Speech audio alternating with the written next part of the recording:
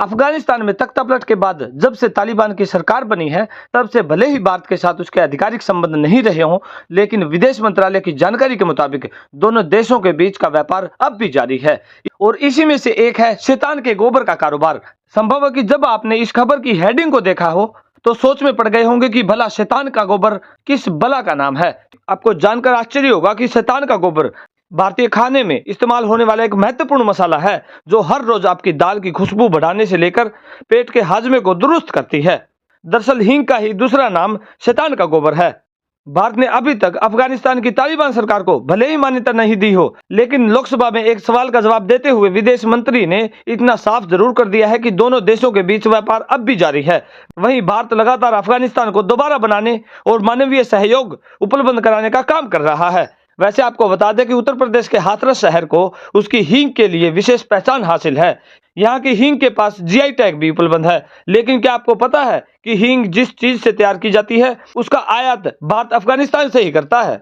दरअसल हींग एक गाढ़े दूध या पेस्ट के रूप में भारत आती है। ये कुछ फेविकोल की तरह ही होता है, लेकिन इसका रंग हल्का गुलाबी होता है। इसमें एक सेट फार्मूले के हिसाब से मैदा और गोंद को मिलाया जाता है। इसके बाद धूप में सुखाया जाता है, तब जाके हींग के छोटे छोटे ढेले तैयार होते हैं। इसी को पीसकर हींग तैयार कर दी जाती है। अफगानिस्तान से भारत में हींग के इसी दूध का आयात किया जाता है।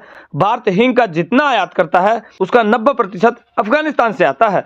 बाकी 8% करीब उज्बेकिस्तान और 2% ईरान से आता है। अफगानिस्तान से भारत आने वाले इस शैतान के गोबर की मात्रा करीब 1500 टन है, जबकि ये कारोबार करीब 1000 करोड़ रुपए का है।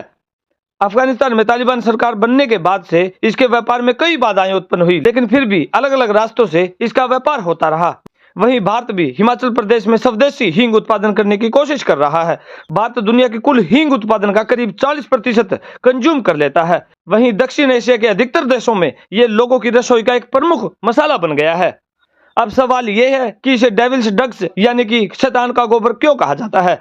दरअसल जब अंग्रेज भारत आए तब उन्होंने भी इस मसाले का स्वाद लेना चाहा।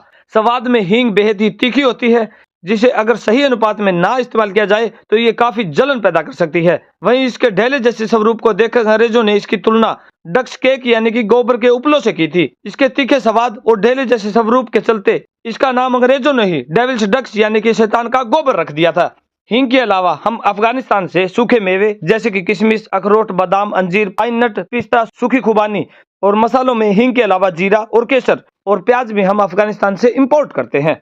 और भारत द्वारा अफगानिस्तान को कच्ची चीनी, पैकेज दवाएं, टीके, रक्त, एंटीशेरा, विषाक्त पदार्थ, कल्चर, अनाज और बहुत मात्रा में दवाइयां सप्लाई करता है।